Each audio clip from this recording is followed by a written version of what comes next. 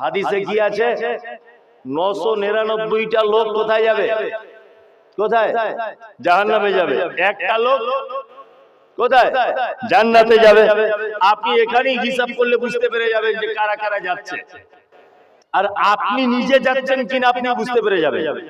এক, আল্লাহ তাআলা বলছেন ওয়াইলুল লিকুল্লি হুমাযাতিল লুমাযা, দুর্ভোগ তাদের জন্য যারা মানুষের সামনে এবং পিছনে বদনাম করে করে বেড়ায়, এদের থাকার জায়গা জাহান্নাম। এরকম লোক আছে? সারা দিন তো চায়ের দোকানে বসে বসে এই করে, 5 টাকার এক কাপ চা খায় আর সারা দিন লোকের বদনাম করে, করে না? একটা লোক মোটরসাইকেল নিয়ে যাচ্ছে, বুলেট গাড়ি চেপে, তা চায়ের দোকানে আরেকজন বলছে যে কি ব্যাপার, বুলেট গাড়ি কিনলো? তখন পাশের আরেকজন বলছে বুলেট গাড়ি কিনবে না, কলকাতায় কাজে গিয়েছিল, টাকা ঝেড়ে নিয়ে চলে এসেছে। ও টাকা ঝেড়ে নিয়ে এসেছে, তোমার বাপ দেখতে গিয়েছিল, তুমি কেন বলতে গেলে?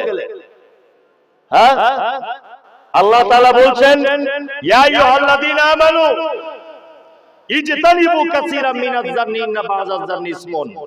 শোনো, তোমরা যারা ঈমান নিয়ে এসেছো, তোমাদের একটা কাজ যে তোমরা অধিক ধারণা করা থেকে বাঁচো।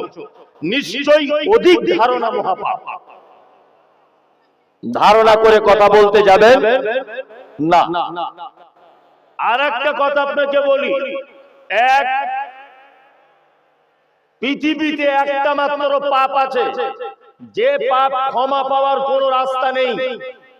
এখানে যদি কোনো আলেম থাকেন, কোন মুফতি সাহেব যদি থাকেন, তাহলে আমাকে আপনি নক করবেন যে মুমতাজুল সাহেব আপনি এটা রং বলে দিলেন, আপনি ব্যভিচার করেছেন, ক্ষমা পাওয়ার রাস্তা আছে। আপনি 1 কোটি টাকা সুদের টাকা খেয়েছেন, এ পাপ মাফ হয়ে যাবে সহজে। যদি আপনি রাতের অন্ধকারে আল্লাহর দরবারে দুটো হাত তুলে যদি বলেন, আল্লাহ, অজানার কারণে বা জানার কারণে শয়তানের চক্রান্ত করে সুদের টাকা খেয়েছি, তুমি আমাকে ক্ষমা করে দাও। শুধু 2 ফোঁটা চোখের পানি ফেলে দিবেন, আপনার পাপ কত বড় এটা আল্লাহ সুবহানাহু ওয়া তাআলা দেখবে না, সাথে সাথে ক্ষমা। 2, মদ পান করেছেন, এটা কাবিরা গুনাহ, আপনি আল্লাহর কাছে ক্ষমা চান, ক্ষমা হয়ে যাবে, কোনো সমস্যা নেই। নাম্বার 4, আপনি নামাজ পড়তে পারেননি 30 বছর, 31 বছর বয়সে আপনি নামাজ ধরেছেন, বাকি যে নামাজ পড়তে পারেননি আপনি ক্ষমা চান। আল্লাহকে শুধু একবার ডেকে বলুন যে আল্লাহ, আমার ভুল হয়েছে, শয়তানের চক্রান্তে পড়ে তুমি আমাকে ক্ষমা করে দাও। ক্ষমা হবে না? হবে না? হবে, হবে। আমি মুমতাজুল ইসলাম সম্পাদক সাহেবের বদনাম করেছি চায়ের দোকানে বসে, যে উনি আমাদের গ্রামের অমুকের এই জিনিসটা চুরি করে নিয়েছে, ধরে না। ভালো করে বুঝবেন, আমি মুমতাজুল ইসলাম বক্তব্য দিচ্ছি, আপনি আমার বক্তব্য শুনলেন, শোনার পরে আপনার মনে ভয় ঢুকে গেল, ওরে বাবা, গীবত পরনিন্দা বড় পাপ, আমি গ্রামের সম্পাদকের নামে বদনাম করেছি। সম্পাদক সাহেবের কাছে গিয়ে আপনি বলছেন, ভাই, আপনার নামে বদনাম করেছি, আপনি দয়া করে আমাকে ক্ষমা করে দেন। সম্পাদক সাহেব বলছে, ঠিক আছে, আপনাকে ক্ষমা করে দিলাম। আচ্ছা বলুন তো, ক্ষমা লোকটা পেল কি পেল না? একজন জানা থাকলে বলুন, পেল কি পেল না? পালো না, পেল না।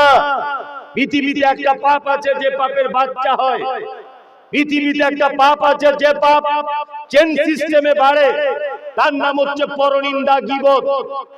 কি বললাম বুঝলেন? চায়ের দোকানে যে 20 জন লোকের সামনে সম্পাদকের বদনাম করেছেন, ওই 20 জন লোক আরো 20 জন লোককে পলাশীপাড়া বাজারে গিয়ে বলেছে, ওই 20 জন আরো 20 জন বেথুয়া ডৌরিতে গিয়ে বলেছে, ওই 20 জন আরো 20 জনকে বলেছে। তারপরে বোঝা গেল সম্পাদক চুরি করেছে, গোটা নদিয়া জেলা জেনে গেছে। আপনি আমার কাছে না হয় ক্ষমা চেয়ে নিলেন, আমি না হয় ক্ষমা করে দিলাম, আমার মুখটা বন্ধ করা গেল, কিন্তু এত লোকের মুখ আর বন্ধ করা সম্ভব? সম্ভব না। পৃথিবীতে একটা পাপ আছে যে পাপের বাচ্চা হয়, তার নাম গীবত আর পরনিন্দা। আর একটা কথা বলে দিই, তাহলে মুমতাজুল সাহেব এ পাপ জীবনে ক্ষমা হবে না? হবে। মুহাম্মদ সাল্লাল্লাহু আলাইহি ওয়াসাল্লাম বলেছেন, তুমি তোমার ভাইয়ের যে জায়গাটায় বদনাম করেছো, যে মজলিসে, ওই মজলিসে তুমি তোমার ভাইয়ের বেশি করে সুনাম করো, তার নাম করো বেশি করে, তাহলে আল্লাহ চাইলে তার ক্ষমা করে দিতে পারে। দুই নম্বর ক্ষমা পাওয়ার জায়গা হচ্ছে, এক, তুমি তোমার যে ভাইয়ের জন্য বদনাম করেছো, এই ভাইয়ের জন্য তুমি দোয়া করে বলো যে আল্লাহ, আমি যে কথা আমার ভাইয়ের জন্য বলেছি, এই কথা যদি তার ভিতরে থেকে যদি থাকে, তাহলে তুমি তাকে ক্ষমা করে দাও, তুমি তাকে ওই রাস্তা থেকে ফেরত আনো। আপনি যার নামে বদনাম করেছেন তার জন্য দিন রাত দোয়া করুন, তাহলে ক্ষমা পাওয়ার একটা রাস্তা আছে। এই দেখুন, আর একটা কথা বলি, আমাদের নবী মুহাম্মদ সাল্লাল্লাহু আলাইহি ওয়াসাল্লাম মিরাজের রাত্রিতে মিরাজে যাচ্ছেন, রাস্তাতে অনেক ঘটনা ঘটেছে, তার ভিতরে একটা ঘটনা হচ্ছে এই, তিনি দেখতে পেলেন একজন লোককে রক্তের ফুটন্ত নদীতে ফেলে দেওয়া হয়েছে। রক্তের নদীতে লোকটা হাবুডুবু খাচ্ছে, বারবার নদীর পারে আসার চেষ্টা করছে। আল্লাহ নবী সাল্লাল্লাহু আলাইহি ওয়াসাল্লাম বলেন, আমি ফেরেশতাদেরকে দেখলাম পারে দাঁড়িয়ে আছে নদীটার, তার হাতে আছে বড় পাথর। ফেরেশতা ওই নদীতে পড়ে থাকা লোকটার মাথাতে বারবার পাথর দিয়ে মারছে, তার মাথাটা ভেঙে চৌচির হয়ে যাচ্ছে, আবার সাথে সাথে মাথাটা জয়েন্ট হয়ে যাচ্ছে।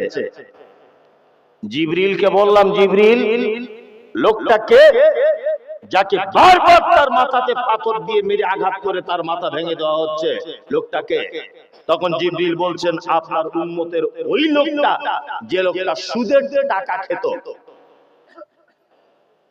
নদিয়াতে এরকম আছে লোক, সুদ খায় না, সুদ খায় না, গুড়ে চিনি দেয়, তাই না?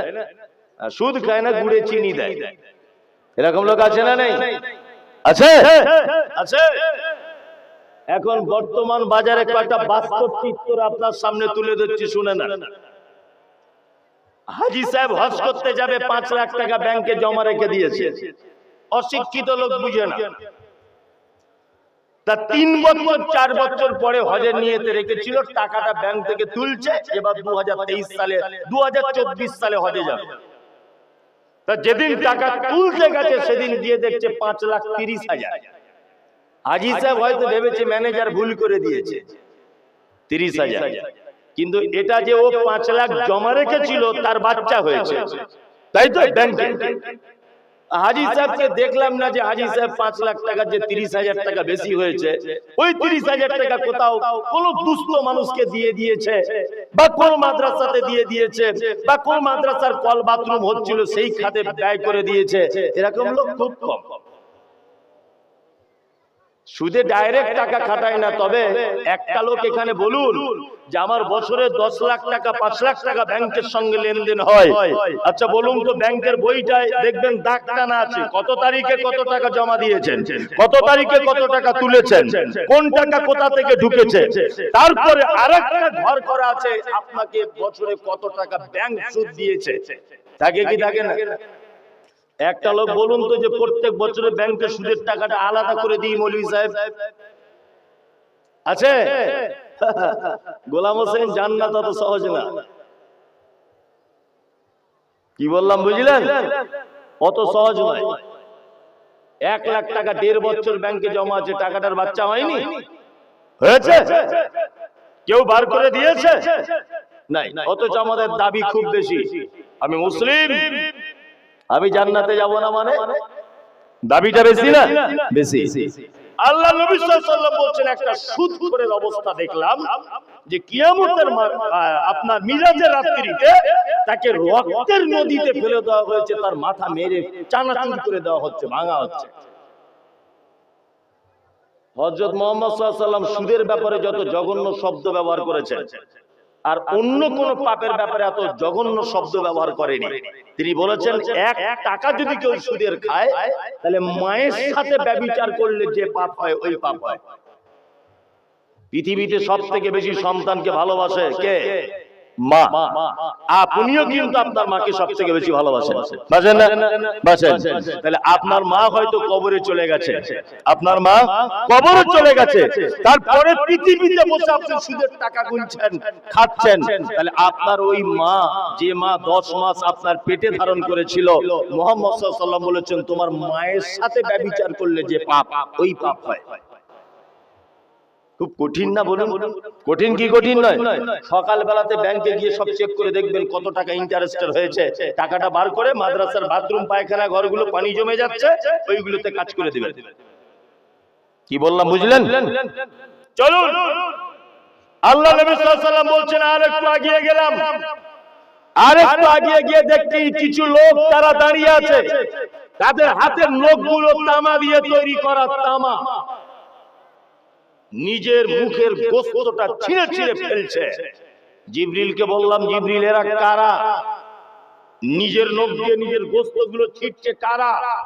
জিবরিল আমিন তখন বলছেন এটা আপনার উম্মতের ওই লোক, যে লোক চগলখড়ি করে বেড়াতো, যে লোক পরনিন্দা করে বেড়াতো, যে লোক এর কথা ওকে গিয়ে বলে বলে বেড়াতো, কিয়ামত পর্যন্ত এই লোকটা নিজের গোশত নিজে ছিঁড়তে থাকবে। বুঝতে পারছেন কত বড় পাপ? সোশ্যাল মিডিয়াতে আগেও আপনাকে আমি বলে দিয়েছি, শুনেছেন কি জানি না, যে আপনার বাড়িটা যদি আপনি গীবত পরনিন্দা থেকে যদি বাঁচাতে চান, অবশ্যই এই কথাটা মানার চেষ্টা করবেন, পাড়ার কোনো মেয়ে ছেলেকে আপনার বাড়িতে ঢুকতে দেবেন না। কি বললাম বুঝলেন? কথা মাথায় ঢুকবে? পাড়ার কোনো মেয়েকে আপনার বাড়িতে ঢুকতে দিবেন না। যদি ঢুকতে আপনি দেন, তাহলে আপনার স্ত্রী গীবত নামক পাপের ভিতরে লিপ্ত হবে। পৃথিবীতে একটা মাত্র প্রাণী আছে, যে প্রাণী এত খাতারনাক, যার খায় তার দুর্নাম করে, তার নাম নারী। ও আপনার বাড়িতে দরজা খুলে আপনার বউয়ের সাথে গল্প করছে, দেখবেন অন্য কোনো গল্প নেই, একটাই ওর কথা, আজ 13 বছর স্বামীর কাছে জ্বলছি, আমার আব্বা কি যে দেখে দিল, অথচ তারই খাচ্ছে, তারই শাড়ি পরে আছে। 10 বছর আমার শ্বশুরি আমাকে জ্বালাচ্ছে, আমার ননদদের কথা মুখে বলা যাবে না, ওরা কি মানুষের ভিতরে পড়ে? মানে সব ওর বাপ মা ভালো, এরা সব খারাপ। দেখবেন সারা দিন আপনার বাড়িতে যদি ঢোকে, সারা দিন এই বদনাম আর দুর্নাম চলে, করে কি করে না? আপনার বাড়ি, আপনার পরিবার গীবত থেকে যদি বাঁচাতে চান, তাহলে লিখে দেবেন কাল সকালে প্রয়োজনে পাড়ার মহিলা প্রবেশ কঠোরভাবে নিষিদ্ধ। প্রয়োজনে 3-4টে পুরুষ মানুষ নিয়ে বৈঠকখানাতে বসে গল্প করুন, সময় কাটান, পর্দার যদি ব্যবস্থা থাকে কোনো সমস্যা নেই। কি বললাম বুঝলেন?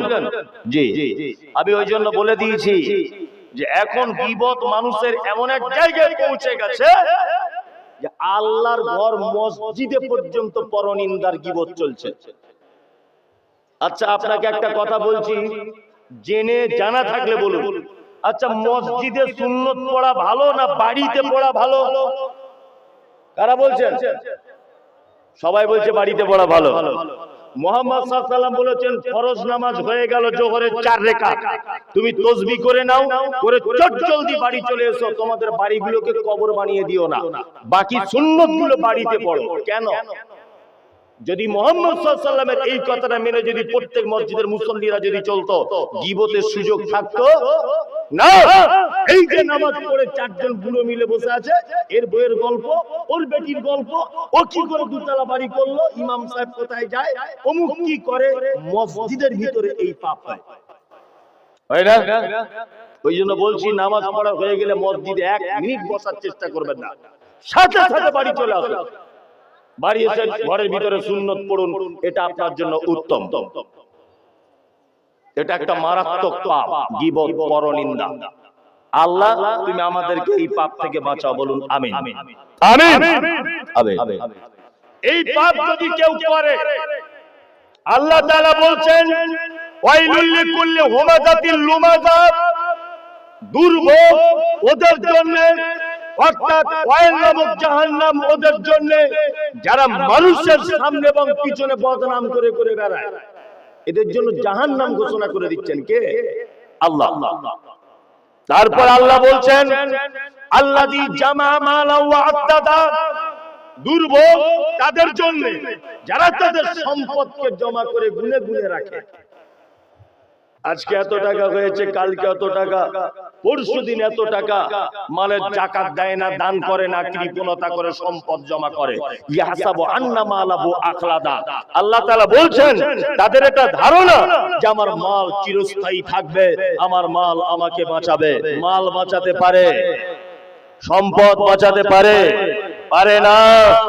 ভারতবর্ষের মাটিতে সামান্য প্রেমের ত্রুটিতে অনেক নারীকে যেমন দেখা যায় আত্মহত্যা করতে, ভারতবর্ষের মাটিতে যেমন অনেক নারীকে দেখতে পাওয়া যায় স্বামীর একটু ভালোবাসা কমের কারণে বিষ পান করে নিজেকে শেষ করে দিতে, ঠিক তেমন বিপরীত দিকে আমরা দেখেছি বাদশাহ শাহজাহান আর মমতাজের প্রেমের কাহিনী। তাজমহল তৈরি করেছিলেন, কোটি কোটি টাকা বাদশাহ শাহজাহান তার বউকে ভালোবেসে মমতাজের জন্য। ইতিহাস জানা আছে আপনাদের, তাই না? শাহজাহান আছে? আছে? নাই? আছে? মমতাজ নাই? বামফ্রন্টের সবথেকে দাপুটে নেতা পশ্চিম বাংলাতে দীর্ঘদিন যাবৎ রাজ করেছেন কমরেড জ্যোতি বাবু, মারাত্মক দরের নেতা ছিলেন বামফ্রন্টের। বেঁচে আছে লোকটা? নেই। প্রিয়রঞ্জন দাস মুন্সি, বয়স্ক মানুষেরা বলতে পারবে, রাজনৈতিক জগতের বক্তব্যের জাদুকর ছিলেন প্রিয়রঞ্জন দাস মুন্সি, যার বক্তব্য শুনলে মানুষ পাগল হয়ে যেত। বেঁচে নেই? আছে? নেই। এক কথাতে বোঝা যায় পার্শ্ববর্তী জেলা মুর্শিদাবাদ নবাব পরিবারের একজনও বেঁচে নেই, পৃথিবীতে কেউ বেঁচে থাকবে না। আল্লাহ তাআলা বলছেন ইয়াসাবু আন্না মালাহু আখলাদা, যারা মনে মনে ভাবে আমার সম্পদ আমাকে বাঁচাবে, টাকা আমাকে বাঁচাবে, পয়সা আমাকে বাঁচাবে, বাঁচাতে পারে না। পারে? পারে না। অনেক মানুষকে বলা হচ্ছে, অনেক মানুষকে মাদ্রাসায় কিছু দেন, মসজিদে কিছু দেন, মক্তবে কিছু দেন, ঈদগাহে কিছু দেন, কবরস্থানে কিছু দেন, কত অনাথ অসহায় মানুষ এসে দ্বারস্থ হয়ে বলছে কিছু দেন। লোকটা একটাই কথা বলছে, দান করার এখনো অনেক টাইম, আগে বেটা বেটিদের ভবিষ্যৎ করি, সব দান করে দিব নাকি? বেটা বেটিদের ভবিষ্যৎ করতে হবে না? বেটা বেটিদের ভবিষ্যৎ করছে, তাই তো? নে কি করছে? হারাম হালাল কিছু বুঝে না, টাকা জমা করে রাখছে। কি বললাম বুঝলেন? একদম জমা করে রাখছে টাকা পয়সা। পৃথিবী কেমন জায়গা আপনাকে একটা দৃষ্টান্ত পেশ করছি আমি, আপনি চুপচাপ মেরে বসুন। দৃষ্টান্তটা এমন ভাবে পেশ করব যে আপনিও শুদ্ধ অবাক হয়ে যাবেন যে দৃষ্টান্ত আবার কাকে বলে। স্টেজে অনেক মানুষ আছেন, ওই যে আপনি এখানে আসুন তো, আপনি আসুন, এখানে আসুন। পৃথিবীকার নাম এটা আপনাকে দেখানোর জন্য একটা দৃষ্টান্ত পেশ করছি। আপনি টাকা পয়সা জমা, এদিকে আসুন, আপনাকে কিছু বলবো না, আসুন, কোন লজ্জার কিছু নেই, আসুন। পৃথিবী আপনাকে দেখাচ্ছি, এর নাম পৃথিবী। আল্লাহ তাআলা বলেছেন ইয়াহসাবু আন্না মালাহু আখলাদা, পৃথিবীতে কেউ কোনোদিন কারো সম্পদ নিয়ে যাবে না, পৃথিবীতে কেউ কোনোদিন সম্পদের মুখে বাঁচবে না, সম্পদ তাকে বাঁচাতে পারে না। কেউ কেউ বলছেন বেটা বেটির ভবিষ্যৎ করছে, হারাম হালাল বাঁচে না। পৃথিবী কার নাম আপনাকে দেখাচ্ছি, দেখুন। আপনার নাম কি? আলহাজ জালালউদ্দিন। আপনার বয়স কত হলো? 70। আমি আল্লাহর কসম করে বলছি আমার আব্বার বয়স এই 58 বছর, 58 থেকে 60 বছর, মানে আপনি আমার আব্বার থেকে বয়স্ক মানুষ। আর একটা কথা বলে দিই আপনাকে, আমি কোন রকমের বেইজ্জতি করার জন্য ডাকিনি, আল্লাহর কসম আপনাকে দিয়ে আমি মানুষকে একটা শিক্ষা দেওয়ার জন্য। আপনি রাজি আছেন? একদম। আপনার আব্বা বেঁচে আছে? কতদিন আগে মারাছে? মোটামুটি বলুন। 40 বছর হয়ে গেছে ওনার আব্বা মারা গেছে। পৃথিবী কার নাম এটা দেখাচ্ছি আপনাকে। 40 বছর আলহাজ জালালউদ্দিন সাহেবের আব্বা মারা গেছে, ওনার বয়স 70। আচ্ছা, আপনি সত্যি করে বলবেন, যেটা সত্যি সেটাই বলুন। এই 40 বছরে আপনি আপনার আব্বার কবরের সাইডে গিয়ে মাঝে সাঝে বলেন যে আল্লাহ আমার আব্বাকে ক্ষমা করে দাও? সত্যিটা বলুন আপনি। যান যান যান, মাশাআল্লাহ মাশাআল্লাহ, জি জি, আচ্ছা হ্যাঁ ঠিক আছে চলে যান। আপনাকে এটা জিজ্ঞেস করলাম, এর নাম পৃথিবী, এর নাম কি পৃথিবী। মানে আপনি আজকে মরে যান, আপনি যে বলছেন না যে আমার বেটার ভবিষ্যৎ করছি, আপনি আজকে মরে যান, 3 মাস পরে আপনার বেটা আপনার কবরটা কোথায় এটাই ভুলে যাবে। আপনি নিজে বিচারটা করুন। আপনি কোনদিন গেছেন, কোনদিন আপনার আব্বার কবর দেখতে? 20 বছর যাবত লোকটা বাস বাগানে শুয়ে আছে, দেখতে গেছেন? কেউ জানেন না। আপনি কি বেটার ভবিষ্যৎ করছেন? এখন আপনি যেটা আজকে মাদ্রাসায় দিয়ে যাবেন এটাই আপনার জন্য কল্যাণ। কি বললাম বুঝতে পারছেন? আপনি মারা যাবার পরে যে কেউ আপনার জন্য করবে এটা আপনি ধারণা রাখিয়েন না, এটা ফলস। আল্লাহ তাআলা বলছেন ইয়াহসাবু আন্না মালাহু আকলাদা। আল্লাহ তারপরে বলছেন কাল্লা লা ইউবাদান্না ফিল হুতামা, কখনোই নয় তোমার সম্পদ বাঁচাবে না, অচিরেই তোমাকে হুতামা নামক জাহান্নামে নিক্ষেপ করা হবে। ওমা আদরাকা মাল হুতামা, নবী আপনি জানেন হুতামা কার নাম? নারুল লাগিল মুকাদা।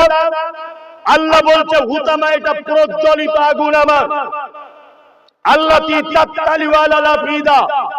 এই হুতামা নামক জাহান্নামের এত তেজ যে মানুষের অন্তঃকরণ পর্যন্ত পুড়িয়ে ছাই করে দিবে।